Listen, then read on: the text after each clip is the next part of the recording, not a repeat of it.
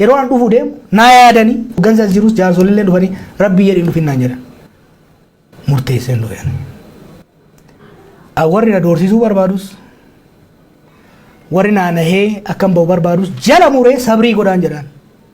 an Jawaar Mohaammed biyya kana hin ba'u ana dhiisi reeffi koo biyya kana keessaa hin ba'u waadaan qaba eenyu ani ji'a 9 hin daladhe ijoollee sabiyyii ijoollee xixiqqoo wareegamte diina nu dhaabatte wareegamsaniin adda miti ani I am proud biyya kana jiraachuu kiyyatti gammachuu gaariin qaba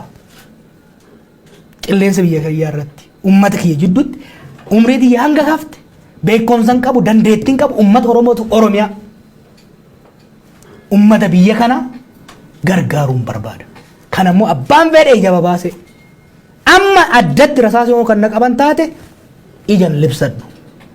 I will be happy koflan du'a malee biyya kana bineensatti dhiifnee biyya keenya deemna waggaa 50 deemneerra gammoojjii Somaalee keessa gammoojjii Arabaa keessa qorra biyya alaa keessa no way amma booda qabsaa'aan biyya kanarraa alagaan ija babaafteef abbaan irree ija babaaseef dheessu ummata Oromoo ganuudha ummata Oromoo wajjin gatamna malee ummata Oromoo hin gannu never ever bakka kuni firris alagaanis beekuu danda'uudha qaba kan mana keessaa abbaa irree ta'uu barbaadus kan ala keessa deebee ummata Oromoo gabroomsuu barbaadus sabrii godhuu qaba from now on Oromoon hin baqatu amma booda Oromoon gara takkitti hin deemu biyya isaatirraa Oromiyaarraa dachee isaatirraa Finfinneerra dhumne barbadoofna malee ani